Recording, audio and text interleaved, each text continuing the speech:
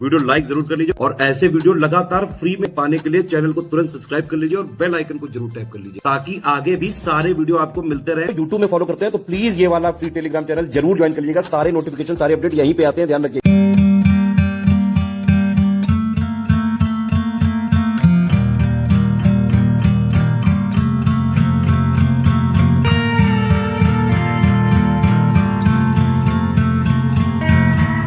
Hello everyone, welcome to study for civil services. और ये video series हमारी UPPCS mains के लिए मोस्ट इंपॉर्टेंट क्वेश्चंस की चल रही है। ये जो क्वेश्चंस हम कर रहे हैं ये बाइलिंगुअल होंगे। आप हिंदी मीडियम के हो या इंग्लिश मीडियम के, दोनों लोग ही इससे बेनिफिट ले सकते हैं। एंड आज का क्वेश्चन देखने से पहले मैं आपको बताना चाहूँगी कि आप हमारे पेड ग्रुप से जुड़ सकते हैं, जो कि यूकेपीएससी, बीपीएससी, यूपीपीएससी, यूपीट्रिपलएससी, एचसीएस, आरओ जैसे सभी एग्जाम्स के लिए अवेलेबल है। और इनके संबंध में अधिक जानकारी आपको गिवन नंबर्स पर मिल जाएगी। साथ ही अगर आपने हमारे फ्री टेलीग्राम चैनल को अभी तक नहीं ज्वाइन किया है तो इसे जल्द से जल्द ज्वाइन कर लीजिएगा ताकि चैनल के संबंध में सभी अपडेट्स आप तक ईजिली पहुंच सकें। तो आइए अब देख लेते हैं हम लोग अपना आज का क्वेश्चन है Indian diaspora is the countries strength analyse. प्रवासी भारतीय जो है ये देश की शक्ति है, विश्लेषण कीजिए। तो अब इस क्वेश्चन में इंट्रोडक्शन आप क्या लिखेंगे?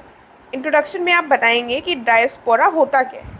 एक अच्छा तरीका होता है कि हम जो मेन टर्म है उसको डिफ़ाइन करते हैं, ठीक है। तो उस तरीके से हम यहाँ पर डिफ़ाइन कर सकते हैं जो प्रवासी होते हैं उनको, और ये हमको एनालाइज करना है, यानी कि इसके पक्ष और विपक्ष दोनों के बारे में हमको बताना होगा कि भारतीय जो प्रवासी भारतीय हैं ये देश की शक्ति है, इसके हमें सपोर्ट में बातें बतानी होंगी और इसके कुछ जो लिमिटेशंस हैं वो भी बतानी होंगी। तो पहले देख लेते हैं इंट्रोडक्शन। प्रवासी एक समान विरासत या मातृभूमि से संबंधित लोगों को कहा जाता है जो दुनिया के विभिन्न देशों में बस जाते हैं, ठीक है। थोड़ा यहाँ पर गलत लिखा है, दुनिया के विभिन्न देशों में बस जाते हैं और इनका एक विशाल समूह होता है, ठीक है। कुल मिलाकर अपने होमलैंड से बाहर निकलकर जो लोग बस जाते हैं उनको प्रवासी कहा जाता है, ठीक है। तो भारतीय प्रवासी जो है ये निम्नलिखित रूप से देश की शक्ति होते हैं। कैसे शक्ति होते हैं? सबसे पहला पॉइंट क्या हो जाएगा? पहला पॉइंट हो जाएगा कि भारत जो है ये दुनिया के सर्वाधिक प्रेषण प्राप्तकर्ताओं में से है, यानी कि हाईएस्ट रेमिटेंसेस प्राप्त करने में से है, ठीक है। अब रेमिटेंस क्या होते हैं? जो लोग वहाँ पर रहते हैं और वो भारत में अपना पैसा फिर भेजते हैं, उसको कहते हैं प्रेषण, ठीक है। तो प्रेषण प्राप्तकर्ताओं में से सबसे बड़े देशों में, सबसे स्टार्टिंग के देशों में भारत आ जाता है, ठीक है। यहाँ पर अधिकांश जो प्रेषण है ये मध्य पूर्व से आता है, यानी कि मिडिल ईस्ट कंट्रीज से आता है। इसके अतिरिक्त निम्न कुशल श्रमिकों के प्रवासन का भारत में छिपी हुई बेरोजगारी को कम करने में प्रमुख योगदान रहा है, यानी कि कई सारे ऐसे हमारे लोअर स्किल लेबर्स हैं जिनके माइग्रेशन से हमारे यहाँ जो डिस्गाइज्ड अनएम्प्लॉयमेंट देखने को मिलता है वो थोड़ा कम हुआ है। तो डिस्गाइज्ड अनएम्प्लॉयमेंट क्या होता है? जैसे मान लीजिए एग्रीकल्चर का क्षेत्र है और एग्रीकल्चर की एक की भूमि है, तो एग्रीकल्चर की इस भूमि में, इस लैंड में दो लोगों की ज़रूरत है कि दो लोग काम करेंगे तो यहाँ पर अच्छे से खेती बाड़ी हो जाएगी। लेकिन उस परिवार में हैं लोग 4, ठीक है। तो ये चारों लोग इसी में काम कर रहे हैं, ज़रूरत केवल 2 लोगों की है लेकिन 2 लोग एक्स्ट्रा काम कर रहे हैं। तो ये जो 2 लोग एक्स्ट्रा हैं ये इनका एम्प्लॉयमेंट जो होगा इसको क्या कहा जाता है? डिसगाइज्ड अनएम्प्लॉयमेंट, ठीक है। छिपी हुई बेरोजगारी है, क्योंकि ये लोग इसके माध्यम से, इसमें काम करने के माध्यम से इनकी जो बेरोजगारी है वो छिप गई है, राइट। तो इस एग्जाम्पल से आपको ये याद रहेगा। तो इस तरह से बहुत सारे निम्न कुशल श्रमिक होते हैं जो लोग माइग्रेट कर जाते हैं, जिसकी वजह से हमारे यहाँ जो डिसगाइज्ड अनएम्प्लॉयमेंट है वो थोड़ा सा कम हुआ है।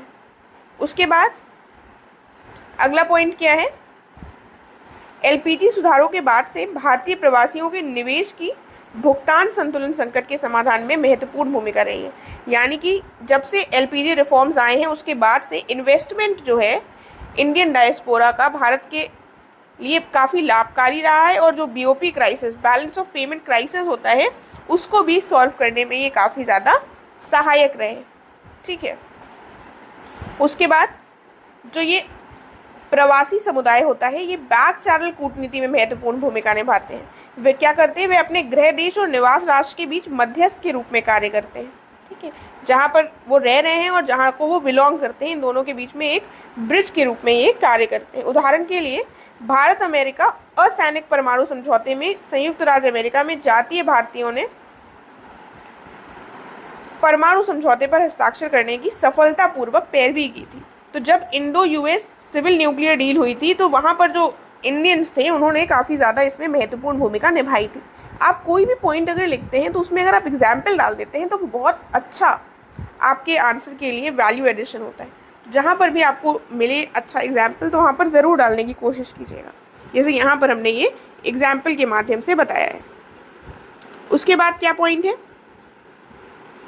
जो ये प्रवासी भारतीय हैं ये विदेशों में भारत की संस्कृति संबंधी भोजन परंपरा और सभ्यगत जो मूल्य हैं, जो भी सभ्यागत मूल्य हैं, इनके प्रसार में सहायक होते हैं। यानी कि जो भारत के क्यूजीन कल्चर जो भारत का रहा है वो इनके माध्यम से ही विदेशों में भी प्रचलित हो रहा है। ठीक है, और इसका विदेशों में भारत की सॉफ्ट पावर के साथ साथ पर्यटन पर भी हमको एक अच्छा पॉजिटिव इम्पैक्ट देखने को मिलता है।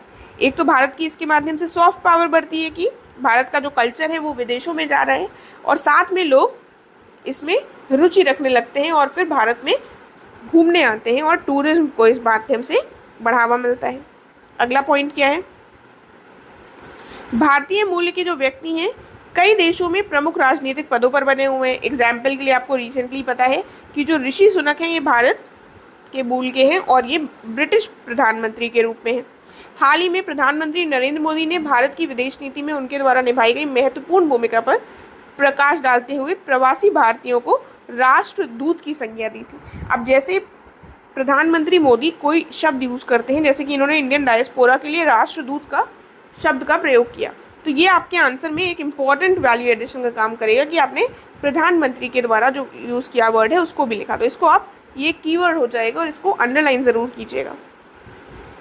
ये हमने सारे पॉइंट्स डिस्कस कर लिए। अब हमें बतानी है कि कुछ इश्यूज़ भी हैं इनसे संबंधित। ठीक है, एनालाइज करना था, दोनों पक्ष हमको यहाँ पर बताने होंगे। हालांकि जो भारतीय प्रवासी हैं इनसे संबंधित कुछ निम्नलिखित मुद्दे भी हैं। क्या मुद्दे हैं, सबसे पहला मुद्दा आ जाता है रिवर्स माइग्रेशन का। इसके कारण भारत में प्रेशर में कमी आई है, यानी कि जो रेमिटेंसेज आ रहे थे वो कम हो गए हैं, जिससे भारतीय परिवारों की आर्थिक स्थिति पर नकारात्मक प्रभाव देखने को मिल रहा है। ठीक है, वहाँ से लोग काम कर बाहर बहुत सारा पैसा भारत में भेजते थे, लेकिन अब रिवर्स माइग्रेशन यानी कि अब वो लोग वापस आ गए हैं, जिसकी वजह से उनके परिवारों की आर्थिक स्थिति भी खराब हुई है और इसका नकारात्मक प्रभाव देखने को मिलता है। फिर अगला पॉइंट ये है कि वैश्विक आर्थिक मंदी और संरक्षणवाद के कारण भी विदेशों में जो भारतीय प्रवासी हैं उनके लिए रोजगार की जो संभावनाएं हैं वो कम हो रही हैं। वैश्विक आर्थिक मंदी की आप न्यूज़ में चर्चा काफ़ी समय से सुन रहे होंगे। रिसेशन में भी कहा जा रहा है कई सारे देशों की इकॉनमी रिसेशन की चपेट में आ जाएंगी। और संरक्षणवादी कैसे है, प्रोटेक्शनिज्म इसकी इंग्लिश होती है कि अपने देश में अपने लोगों को बढ़ावा देना इंस्टेड कि बाहर से लोगों को आने की अनुमति देना। H1B वीज़ा ये अमेरिका में क्या किया गया था, अमेरिका में लागू किया गया था। इसके द्वारा जो विदेश से लोग आते थे अमेरिका में उनके लिए थोड़े से नियम कठोर कर दिए गए थे। ठीक है, तो ये इस तरह की प्रोटेक्शनिज्म की जो पॉलिसीज़ हैं ये विदेशों में भारतीय प्रवासियों के लिए जो एम्प्लॉयमेंट की अपॉर्चुनिटीज़ हैं उनको कम करने लगी हैं। उसके बाद वैश्वीकरण विरोधी भावनाओं के परिणाम स्वरूप कुछ देशों में भारतीय समुदाय के विरुद्ध संदिग्ध घृणात्मक अपराधों में वृद्धि हुई है। हम एंटी ग्लोबलाइजेशन के सेंटिमेंट्स भी देखने लगे हैं बीच बीच में। ये हम देखते हैं कि लोग कई सारे देश एंटी ग्लोबलाइजेशन के सेंटिमेंट्स परिलक्षित कर रहे हैं। ठीक है, स्पेशली पैंडेमिक के बाद हमने देखा कि कई सारे देशों में ऐसी भावना उभर कर आई, जिसकी वजह से हेट क्राइम्स बढ़ रहे हैं। ठीक है, भारतीयों के विरुद्ध जो भी प्रवासी भारतीय हैं उनके विरुद्ध विदेशों में हेट क्राइम्स में बढ़ोतरी देखने को मिली है। उसके बाद फिर पॉइंट आता है कि पश्चिम एशिया में कफाला जैसे कुछ श्रम कानूनों के मुद्दे के चलते भारतीय श्रमिकों का शोषण होता दिखाई दे रहा है। कुछ ऐसे जो वेस्ट एशिया की कंट्रीज़ हैं वहाँ पर कुछ ऐसे कानून हैं जो भारतीय श्रमिकों को एक्सप्लॉइट करते हैं और उनके जो ह्यूमन राइट्स हैं और उनकी जो गरिमा है उसका उल्लंघन भी होता है। देखिए, रिसेंटली लास्ट ईयर फीफा जो ऑर्गेनाइज हुआ था कतर में, तो उसमें कहा गया था कई सारे भारतीय श्रमिक भी शामिल थे और उनका भी काफ़ी ज़्यादा एक्सप्लॉइटेशन हुआ था और कई सारे श्रमिकों का वहाँ पर निधन भी हो गया था। राइट, तो ये हम यहाँ पर थोड़ा सा एग्जाम्पल अगर चाहें तो कोट कर सकते हैं। उसके बाद बहरीन और यमन जैसे जो देश हैं, यहाँ पर अस्थिरता और गृह युद्ध के चलते भारतीय श्रमिकों की जो सुरक्षा है उसके लिए एक चैलेंज पोज होता है, ठीक है, एक चैलेंज है वो। उसके बाद पॉइंट आता है भारतीय प्रवासियों के जो कुछ वर्ग हैं, विशेष रूप से कनाडा में, ये खालिस्तान जैसे अलगाववादी आंदोलनों के लिए वित्तीय सहायता प्रदान करते हैं। तो ये भी एक गलत चीज़ है, एक इम्पॉर्टेंट इशू हो जाता है इंडियन डायस्पोरा से संबंधित, राइट। तो हमने जो भी इश्यूज़ थे वो हमने डिस्कस कर लिए हैं। अब हम कंक्लूजन कैसे देंगे? कंक्लूजन में हम लिख सकते हैं कि प्रवासी